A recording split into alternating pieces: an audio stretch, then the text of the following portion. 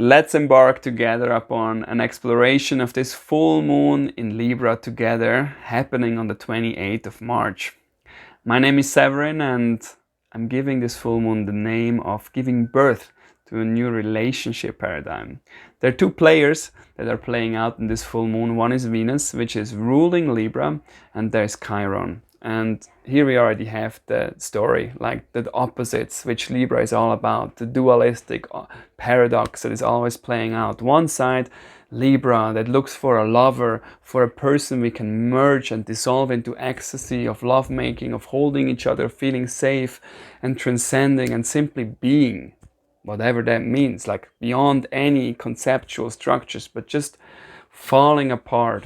So beautiful, that concept, but there's something holding us back, right? Something that's still not perfect, that we have been finding this perfect lover that is waiting outside there somewhere.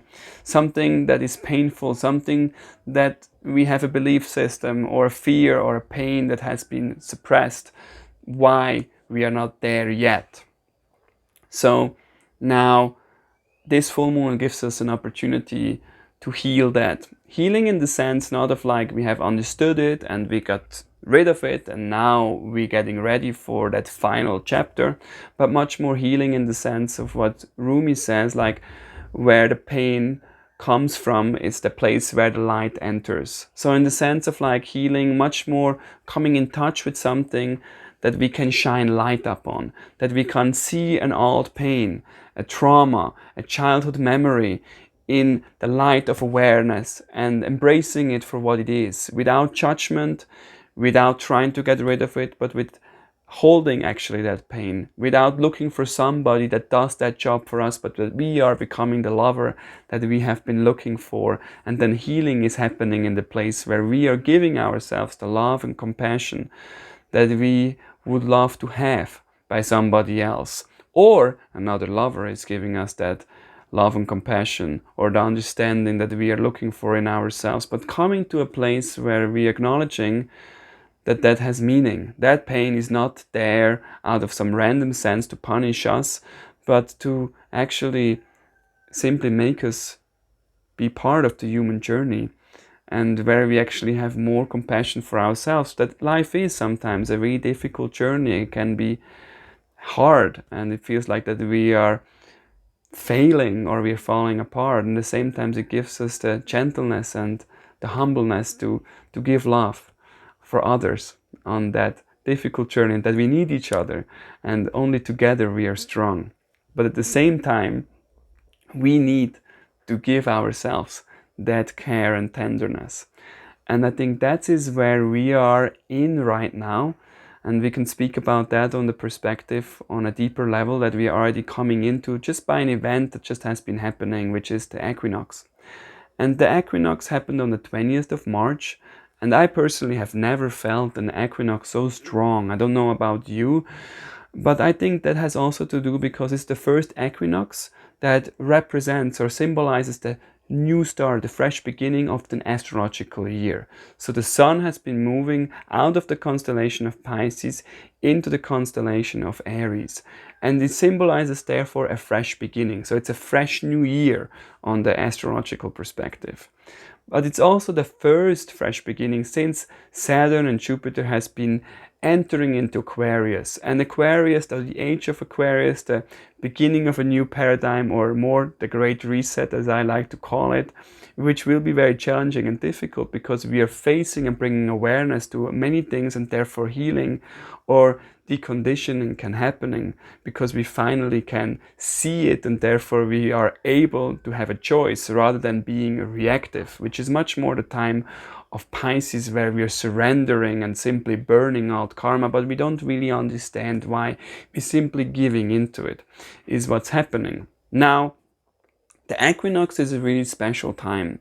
So let me further highlight that. So equinox and solstice, so these 2 times a year where there's this perfect balance, is also a moment in time where we have the alignment of the ley lines or the Lemurian lines in the world. So this great harmonious time, and we can feel that one day before and one day after equinox and solstice. And that's a moment where we can come more into alignment with ourselves.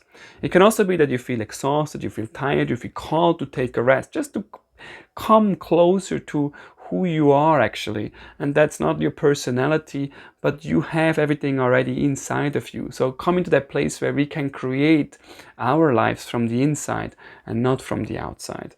So it's a time where we are being reminded to come into alignment and listen to our own intuition. So you can feel tired, that's very natural, and just to remind you to come in reconnection with yourselves. So then there is another effect that's happening during the equinox or the solstice, which is actually being proven scientifically, and that's where science is proving what we are sharing on an astrological level, which is let me check the name, the Russell-McFerrin effect. And I will post a video underneath in the video description where you can have a look how this is working. But it's basically there are cracks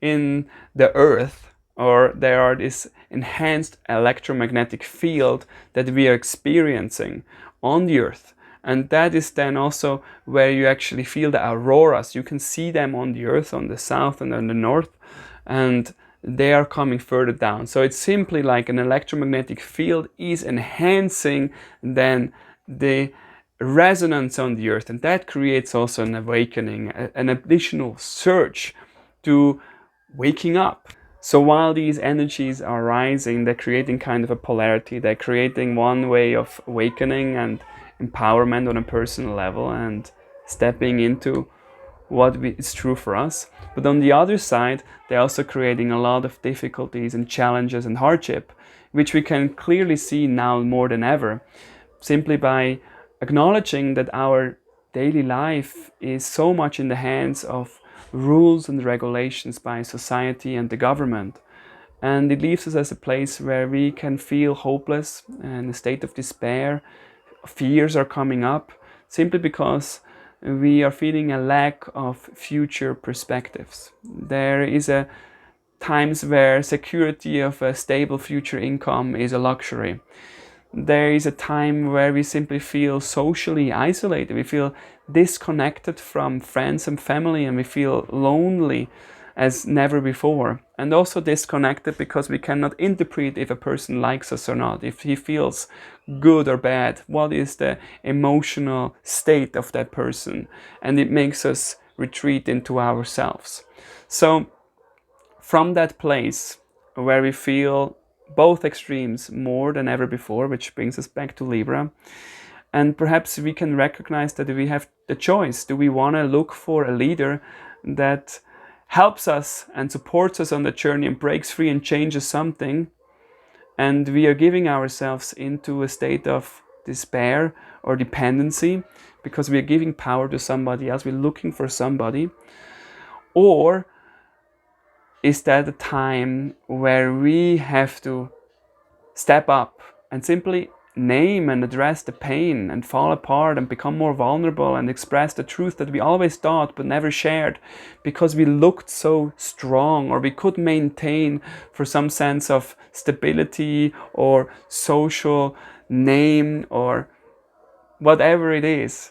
And that's what leads us then to this full moon in Libra, where there is a place of healing, simply by not actually being healed, but acknowledging the pain and becoming more vulnerable. And from that place, perhaps looking or finding the person that we always have been looking for, because we can finally acknowledge something in ourselves that we never could give him credit for.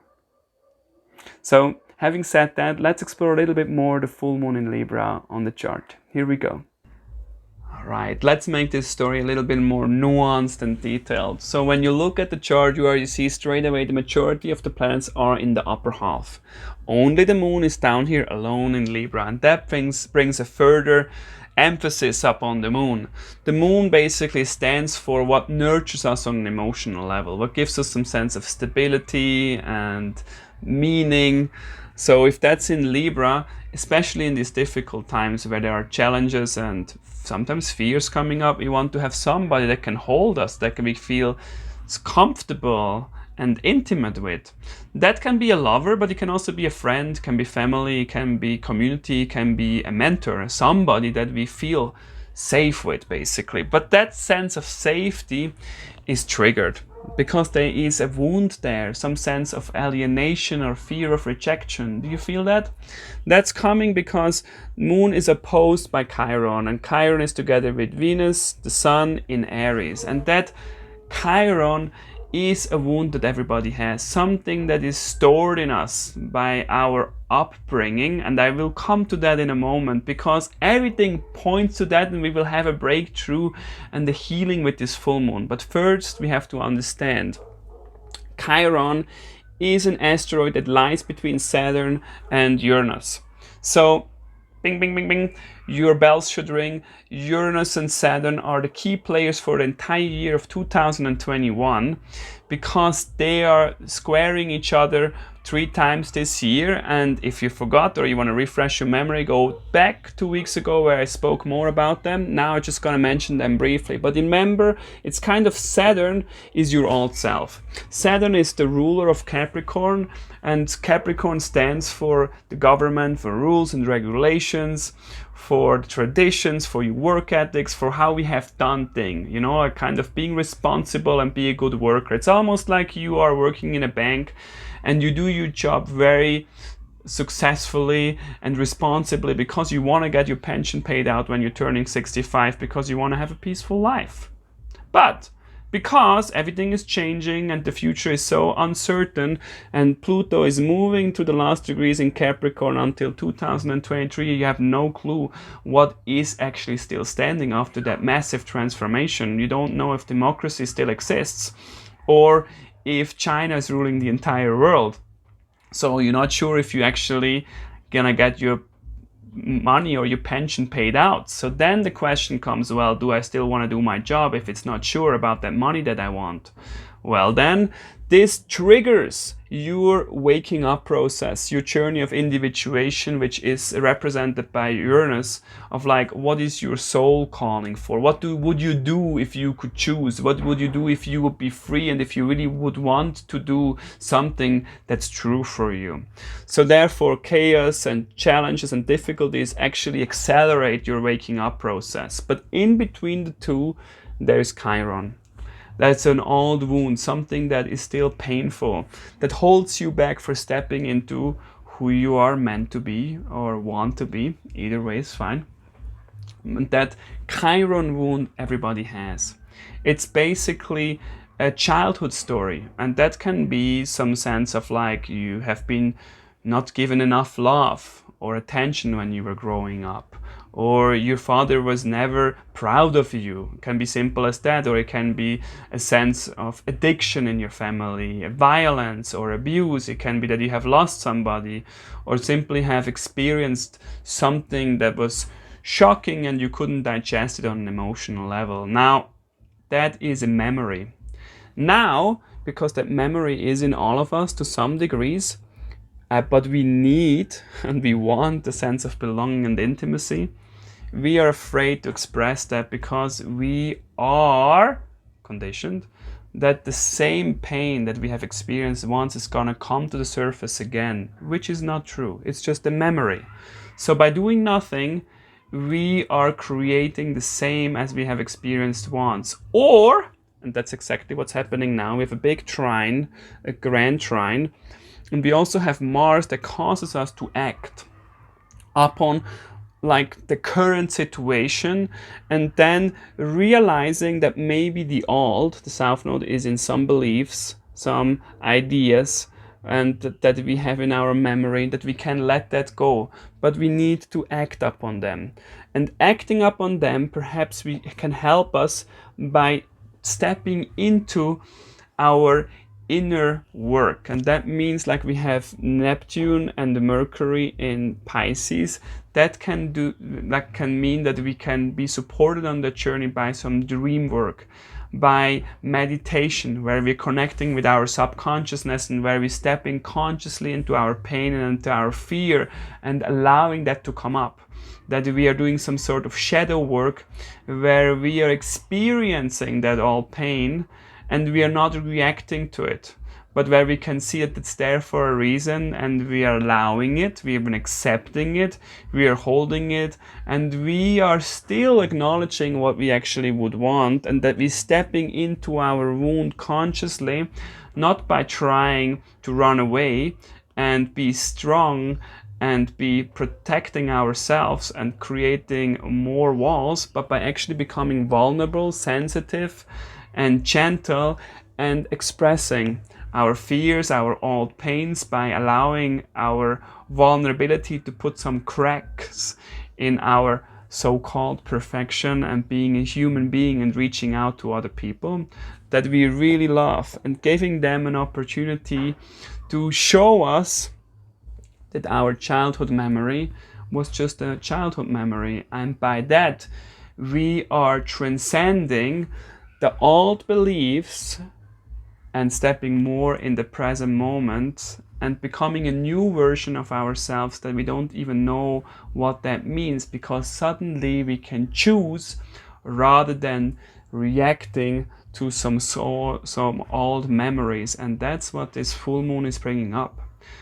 I hope and I wish you a beautiful journey of healing, of finding the courage of expressing where the pain lies in you, to not be afraid that rejection is something that you're gonna experience again, but instead that you are loved, and that you are loved, and that you are beautiful the way you are, even if you are not perfect and you have some pain that makes sometimes your life more difficult than it has to be.